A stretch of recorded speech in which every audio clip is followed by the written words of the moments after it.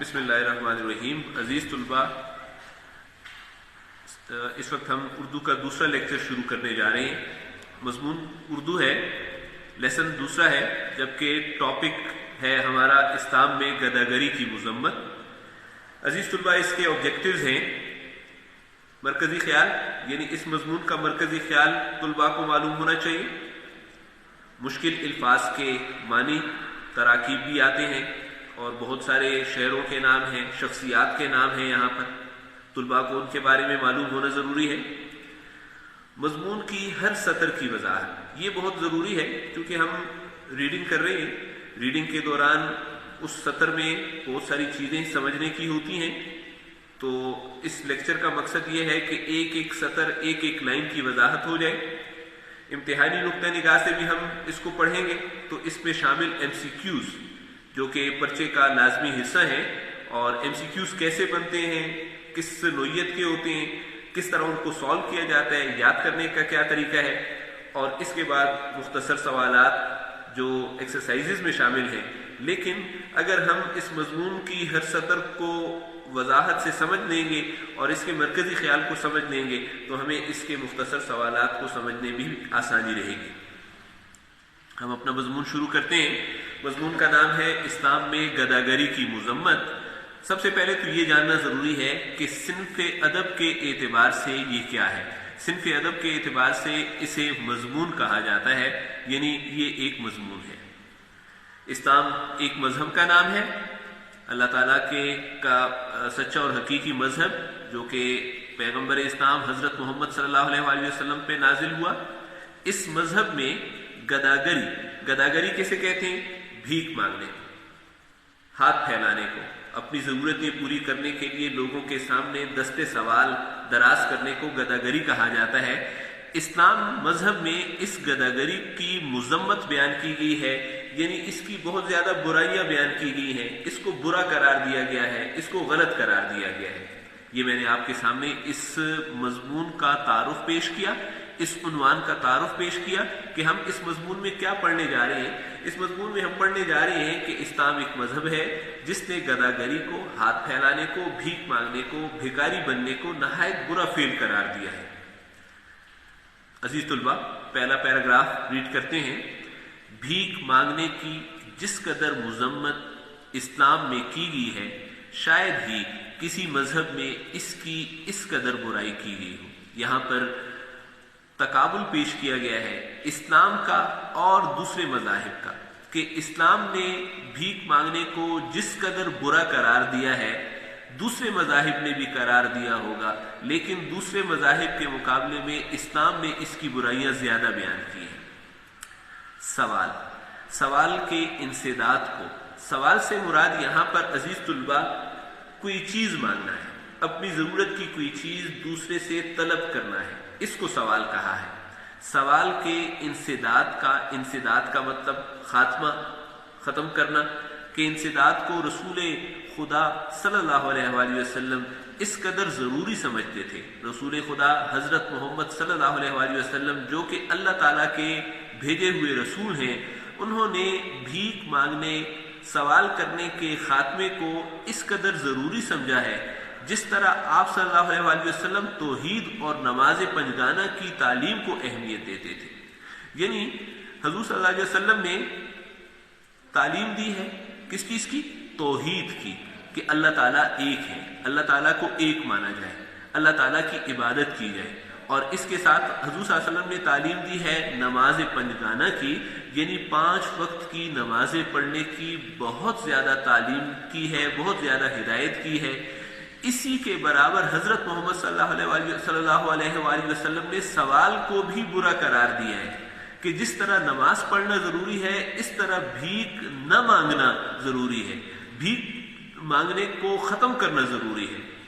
چنانچہ عبد الرحمن بن عوف ایک صحابی کا نام ہے، بن مالک فرماتے ہیں کہ جن لوگوں نے بیعت کی تھی، یہ فرمان اس وقت ہم عبد الرحمن بن عوف کا پڑھ رہے ہیں. یہاں پہ جن لوگوں نے بیعت کی ہے، بیعت کے معنی دیکھیں عزیز طلباء، کسی پیر یا خلیفہ کا مرید بننا، کسی کی اطاعت میں آ جانا.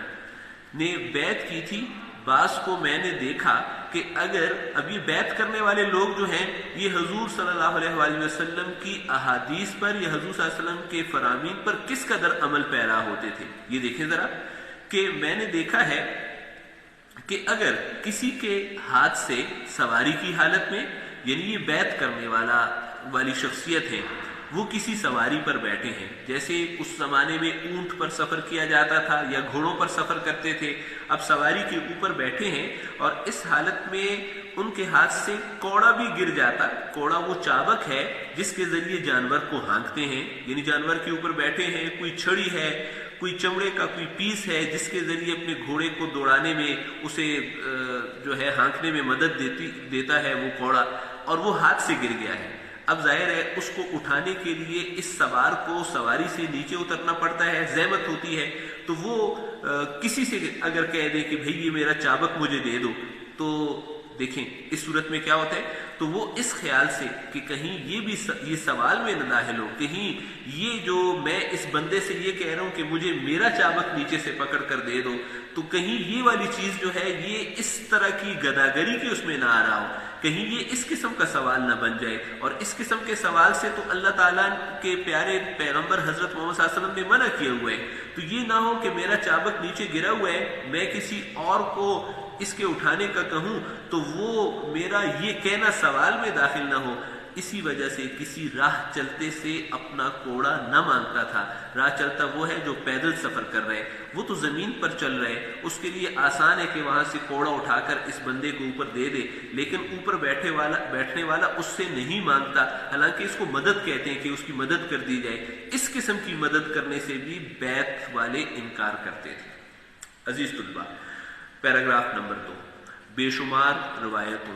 طلباء روایت کو سمجھیں. روایت ہے ایک سے بات سن کر دوسرے تک پہنچانا، یعنی حضرت محمد صلی اللہ علیہ وآلہ وسلم کی حدیث کو جب صحابہ کرام نے سنا اور اس سے آگے پھر مزید لوگوں کو بتا دیا، تو اس عمل کا نام ہے روایت کرنا. بے شمار روایتوں سے معلوم ہوتا ہے، یعنی ایسی احادیث جن کو صحابہ کرام نے سنا اور لوگوں کو بتایا سے معلوم ہوتا ہے کہ حضرت صلی اللہ علیہ وآلہ وسلم سائل سوال کرنے والا، یہ سوال کرنے والے کا مطلب یہ ہے بھیک مانگنے والا، بھیکاری سے نہایت نفرت کرتے، اور جو شخص بغیر نفرت کرتے ناپسند فرماتے. حضور صلی اللہ علیہ وسلم کو اچھا نہیں لگتا تھا کہ ایک سائل بھیک مانگ رہا ہے. اور جو شخص بغیر اضطراری حالت کے سوال کے ذریعے سے کچھ وصول کرتا ہے، اضطراری حالت کے معنی آپ نوٹ کریں عزیز طلباء، مجبور اور بے اختیار ہو جانا. اضطراری حالت یہ ہے کہ ایک آدمی مجبور ہو چکا ہے، بے اختیار ہو چکا ہے، اور اب اسے بھیک مانگنی ہی مانگنی ہے، لیکن اس کے ساتھ یہاں پر لفظ لگا ہے بغیر اضطراری حالت کے، یعنی اس کو کوئی مجبوری نہیں ہے اور اس کو کوئی معذوری نہیں ہے، اور اس کے باوجود بھی وہ کیا کرتا ہے، بغیر اضطراری حالت کے سوال کرتا ہے اور کسی سے کچھ چیز وصول کرتا ہے، کھانے کی چیز، کپڑا پہننے کے لیے، یا پیسہ وصول کیا اس نے، اور اس کو کوئی اضطراری حالت، مجبوری کی حالت نہ تھی. تو حضور صلی اللہ علیہ وسلم نے کیا فرمایا، اس کو اس کے حق میں حرام سمجھتے تھے کہ یہ چیز تمہارے لیے حرام ہے، یہ چیز تمہارے حق میں بہتر نہیں ہے، یہ حلال نہیں ہے. جو شخص ایک وقت کی خوراک موجود ہونے پر سوال کرے، یعنی ایک آدمی ہے، اس کے پاس آج دن کا کھانا موجود ہے، دوپہر کا کھانا موجود ہے، اور اس کے باوجود وہ سوال کر رہا ہے، بھیک مانگ رہا ہے، اس کی نسبت فرماتے ہیں حضرت محمد صلی اللہ علیہ وآلہ وسلم اس کے بارے میں فرماتے ہیں کہ وہ اپنے لیے کثرت سے آتش دوزخ طلب کرتا ہے. یہ آدمی روٹی نہیں مانگ رہا، یہ آدمی کھانا نہیں مانگ رہا، بلکہ یہ اپنے لیے دوزخ کی آگ طلب کر رہا ہے.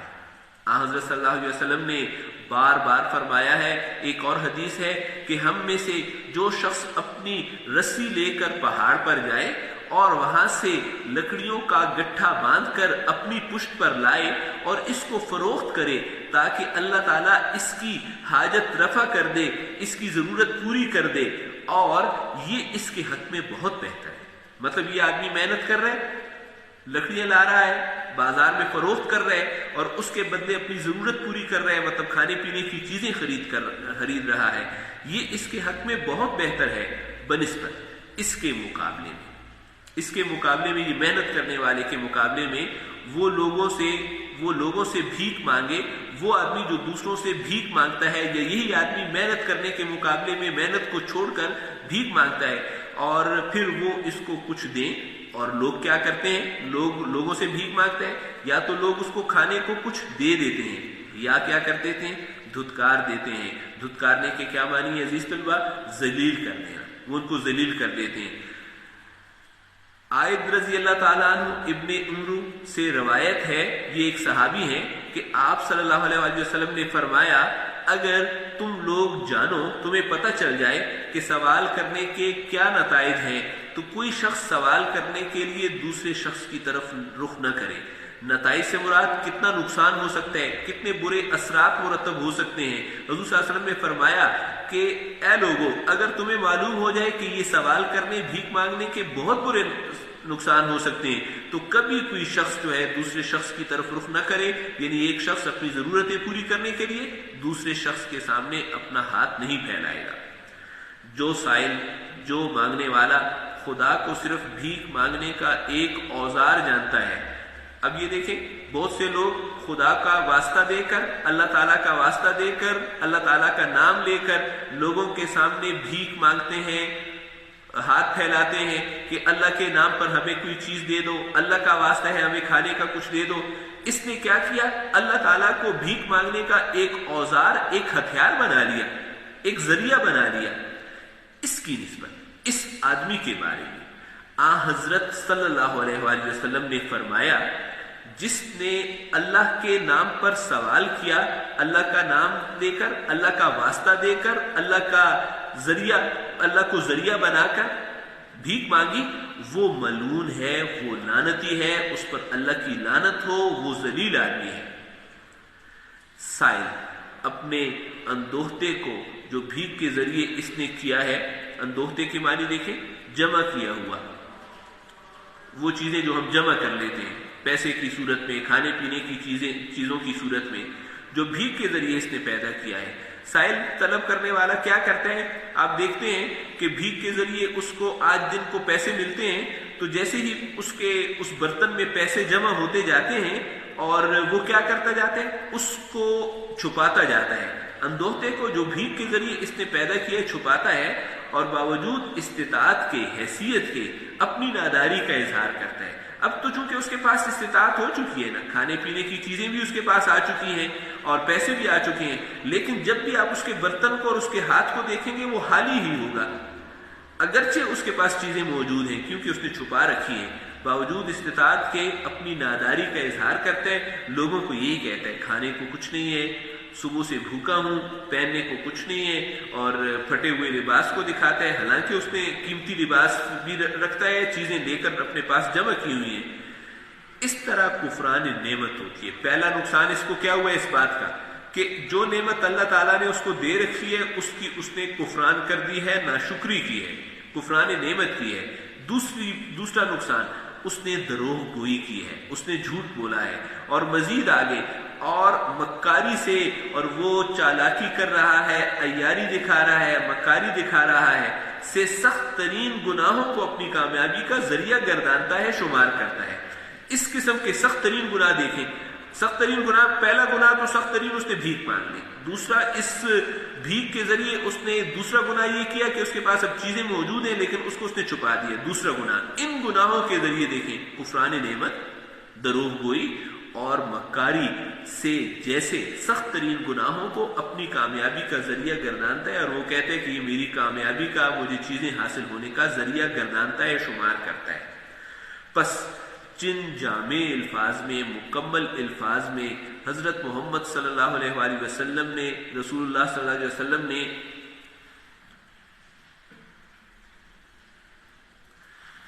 بھیک مانگنے کی مذمت کی ہے، بھیک مانگنے کی مذمت فرمائی ہے، برا قرار دیا ہے، اس سے زیادہ جامع الفاظ سمجھ میں نہیں آ سکتے۔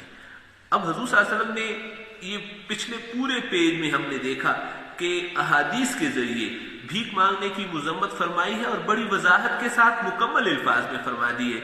इससे ज्यादा जामे अल्फाज समझ में नहीं आ सकते। अब कोई और हमें इससे ज्यादा जामे अल्फाज में समझाना भी चाहे तो वो बात समझ में नहीं आ सकती जब हुजूर सल्लल्लाहु अलैहि वसल्लम ने इतनी वजाहत से समझा दिया है। आप सल्लल्लाहु अलैहि वसल्लम साइलों की तादाद बढ़ने को नहायत मकरूह जानते थे। साइलों की तादाद देखते हैं, हम अपने मुआशरे में भी देख रहे हैं, बाजारों में, दुकानों में, घरों के बाहर, गलियों में साइलों की तादाद बढ़ रही है, इजाफा हो रहा है। हुजूर सल्लल्लाहु अलैहि वसल्लम ने इनकी तादाद बढ़ने को नहायत मकरूह करार दिया है, नापसंद करार दिया है, बुरा करार दिया है। जाहिर है कि कोई चीज साइलों की तादाद बढ़ाने वाली ऐसी नहीं है, जैसे साइलों की तादाद बढ़ाने वाली चीज कौन सी है। यहां पर अब ये बात बता दी गई कि क्यों मुआशरे में साइल बढ़ रहे हैं, भिखारी बढ़ रहे हैं। जैसे हर मुस्तहिक और गैर मुस्तहिक साइल का सवाल पूरा करना, ये वजह है। ये आम लोग जो भीख दे रहे हैं, जो लोगों की जरूरतें पूरी कर रहे हैं, ये उनके बारे में है। वो लोग क्या करते हैं, वो सवाल पूरा करते हैं। दरवाजे पर कोई आ गया, रास्ते में गुजरते हुए किसी ने हाथ फैला लिया, या बाजार में कोई फकीर मिल गया और हमने उसने सवाल किया, हमने पूरा कर दिया, और हमने ये नहीं देखा कि ये आदमी मुस्तहिक भी है, हकदार है या नहीं है, या गैर मुस्तहिक है, या ये हक नहीं रखता कि इसका सवाल पूरा किया जाए। हमने ये मुस्तहिक और गैर मुस्तहिक देखे बगैर उसका सवाल पूरा कर दिया। नतीजा क्या हुआ, साइलों की तादाद बढ़ने लगी। मुतअद्दिद रिवायात से, अक्सर रिवायात से, हुजूर सल्लल्लाहु अलैहि वसल्लम की अहादीस से के अंदाज़े कलाम से मालूम होता है, अंदाज़े कलाम हुजूर सल्लल्लाहु अलैहि वसल्लम की बात करने के अंदाज से ये बात पता चलती है कि आप सल्लल्लाहु अलैहि वसल्लम गैर मुस्तहिक साइलों का सवाल पूरा करने से खुश न होते थे। गैर मुस्तहिक साइल कौन है? वो साइल जिसके पास खाने पीने की चीजें भी मौजूद हैं फिर भी मांग रहा है, वो जिसके पास पहनने को लिबास तो है लेकिन उसने फटा हुआ लिबास पहना हुआ है और फिर लिबास मांग रहा है, वो जो कहता है कि मेरे पास पैसे नहीं हैं हालांकि उसकी जेब में पैसे पड़े होते हैं और फिर भी पैसे मांगता है, ये गैर मुस्तहिक साइल है। इसने मुस्तहिक या हकदार का हक मान दिया है। मालूम होता है कि आप सल्लल्लाहु अलैहि वसल्लम गैर मुस्तहिक साइलों का सवाल पूरा करने से खुश न होते थे। हुजूर सल्लल्लाहु अलैहि वसल्लम को खुशी नहीं होती थी। चुनांचे अबू सईद रजी अल्लाह ताला अन्हु एक सहाबी हैं, से रिवायत है, हुजूर सल्लल्लाहु अलैहि वसल्लम की हदीस बयान करते हैं कि आप सल्लल्लाहु अलैहि वसल्लम ने फरमाया, कसम है खुदा की जो गैर मुस्तहिक साइल मेरे पास अपना मतलब हासिल करके ले जाता है वो मतलब नहीं है इसके हक में मगर एक आग।